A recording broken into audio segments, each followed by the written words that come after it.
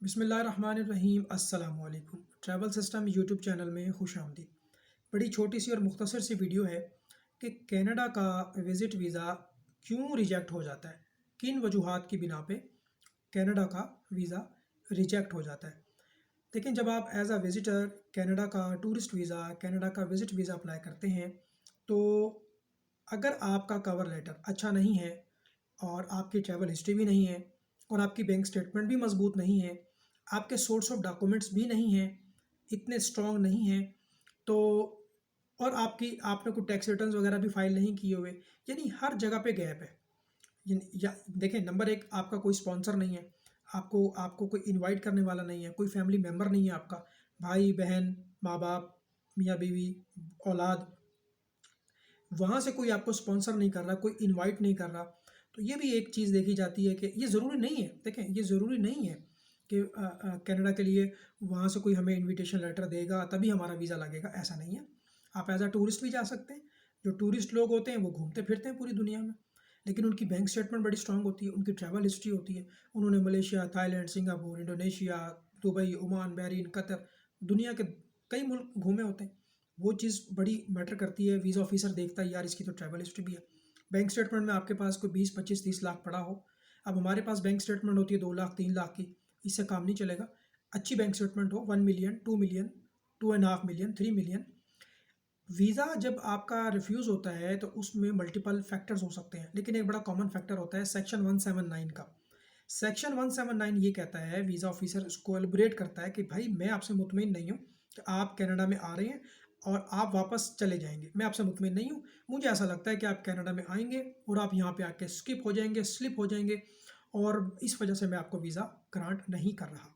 देखिए वो बड़े एक्सपर्ट होते हैं, उनकी बड़ी तरबियत होती है कि जब अपने डॉक्यूमेंट्स को चेक एंड वेरीफाई करना है तो कौन से चीज़ों को आपने देखना है ताकि वीज़ा देने में आसानी हो।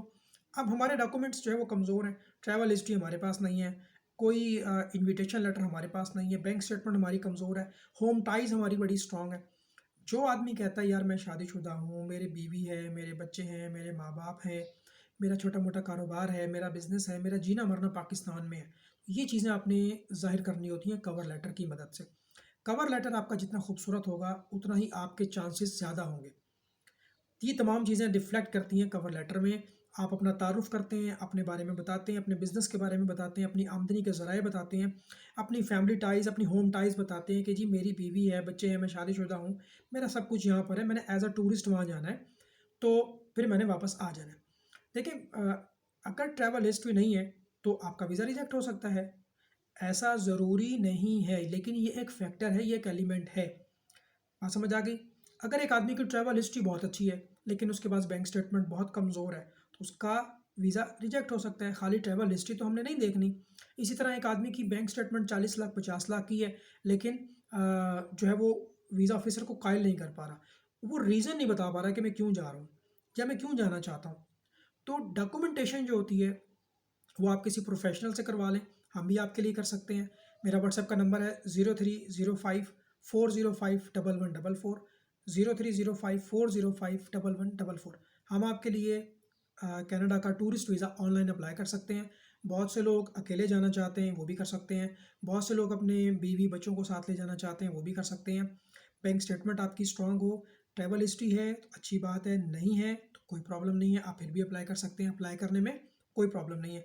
जो कंसल्टेंट फ़ीस होती है वो डिफरेंट होती है। कोई भी कंसल्टेंट होगा वो अपने टाइम के, अपने एक्सपीरियंस के, डॉक्यूमेंटेशन तैयार करने के पैसे लेगा।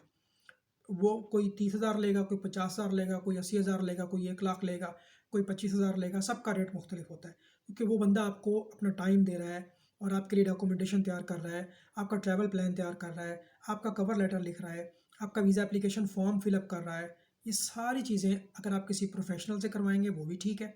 अगर आप पढ़े लिखे, हाईली क्वालिफाइड हैं, तो ये सारा काम आप बगैर किसी एजेंट के, बगैर किसी कंसल्टेंट के खुद भी कर सकते हैं।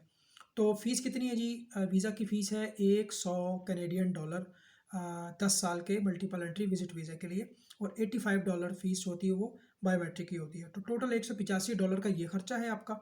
और पासपोर्ट आपका जितनी मुद्दत का होगा उतने ही टाइम का आपको वीज़ा लगेगा। 5 साल का होगा तो 5 साल का देंगे, 10 साल का होगा तो 10 साल का देंगे, 2 साल का होगा तो 2 साल का देंगे। ठीक है। और इसके अलावा आपका पासपोर्ट 10 साल का है, फिर भी वीज़ा ऑफिसर की मर्ज़ी है वो आपको 5 साल का वीज़ा दे दे। कोई भी एजेंट, कोई भी कंसल्टेंट आपको वीज़ा नहीं दे सकता। हम आपके लिए वीज़ा प्रोसेस कर सकते हैं, वीज़े की डॉक्यूमेंटेशन करके, वीज़े की फाइलिंग करके उसको जमा कर सकते हैं। इसके अलावा हम जो है कोई ऑथोराइज़ एम्बेसडर नहीं है कि हम आपको गारंटी दें कि जनाब आप पासपोर्ट यहाँ छोड़ जाएँ और कल आके अपना वीज़ा ले लेना। तो डन बेस हम काम नहीं करते और डन बेस करवाना भी नहीं चाहिए, क्योंकि उसमें फ़ेक डॉक्यूमेंट्स होती हैं और खुदा ना खास्ता अगर आपको कनाडा ने बैन कर दिया किसी भी फ़ेक डॉक्यूमेंट की वजह से, तो आप जो है वो बैन हो जाते हैं 5 साल के लिए और फिर आप बाकी ममालिक में भी बैन हो सकते हैं। यूएस, कनाडा, ऑस्ट्रेलिया, न्यूजीलैंड में अप्लाई नहीं कर सकते आप।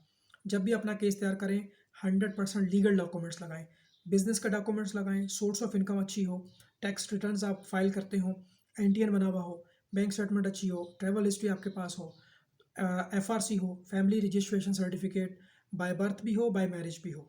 एफआरसी बाय मैरिज में माँ बाप और बहन भाई, और एफआरसी बाय मैरिज में मियाँ बीवी और बच्चे, ये हो। शादीशुदा है तो आप एमआरसी अपने पास रखें, बच्चे हैं तो बर्थ सर्टिफिकेट और बे फॉर्म, ये सारे डॉक्यूमेंट्स आपने मूफा से तस्दीक करा लेने, अटेस्ट करवा लेने। ठीक हो गया जी। अच्छा, कभी कभार आपको मेडिकल के लिए भी कहा जा सकता है कि जी हम आपको वीज़ा देते हैं, लेकिन आप ऐसा करें अपना मेडिकल करवा के अपलोड करें। बात समझ आ गई? एडिशनल डॉक्यूमेंट्स की बात कर रहा हूँ, तो उस पर मैं एक सेपरेट वीडियो बनाऊँगा। इनका जो है वो एक अलग से एक सिस्टम है, जो है वो उसको हम कहते हैं कैनेडियन हेल्थ असेसमेंट। उसमें आपका जो है वो मेडिकल होता है। इंटरनेशनल ऑर्गेनाइजेशन ऑफ इमिग्रेशन, ये कराची और लाहौर, इस्लामाबाद में इनके सेंटर्स हैं। कनाडा के वीज़े के लिए जब आप प्रोसेस करते हैं, student visa, study visa, tourist visa, family visa, तो वो अगर आपसे डिमांड की जा रही है तो तकरीबन 25-30 हज़ार रुपये इसका अलग से खर्चा आता है। मेडिकल होता है, फिर वो अपलोड करना होता है। तो आप हमारे थ्रू भी वीज़ा प्रोसेस करा सकते हैं, हम भी आपके लिए कर सकते हैं। वीज़ा आपका जो रिफ्यूज़ होता है ना, वो ज़्यादातर उसमें ऑफिसर ये रीज़न लिखते हैं, सेक्शन 179। उसमें रीज़न ये होती है जी मैं आपसे मुतमईन नहीं हूँ, मुझे ऐसा डर है, मुझे ऐसा डाउट है कि आप जाएंगे और आप वापस नहीं आएंगे। ठीक है जी। तो बाज़ औक़ात ये सिस्टम जनरेटेड मैसेजेस भी होते हैं जो कि ऑटोमेटिकली अप्लाई हो जाते हैं, और जैसे ही आप एप्लीकेशन फ़ाइल करते हैं कुछ दिन के बाद जो होता है वो आपके पास रिफ्यूज़ल आ जाता है।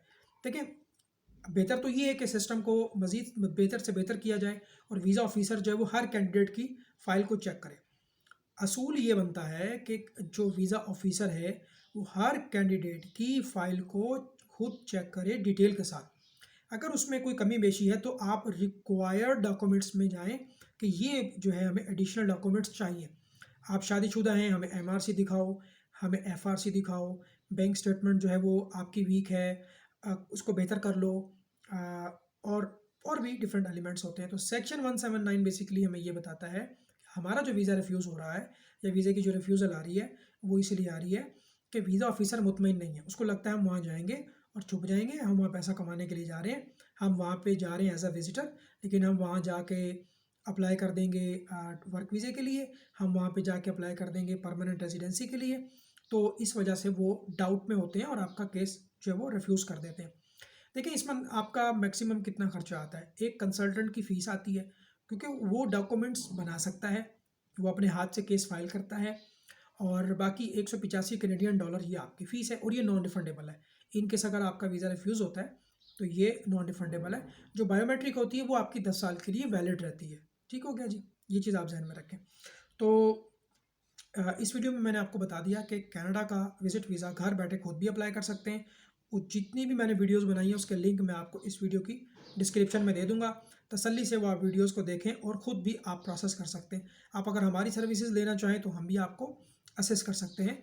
0305 405 1144, 0305 405 1144। अपना ख्याल रखें, वीडियो को लाइक करें, चैनल को सब्सक्राइब करें। अल्लाह हाफिज़।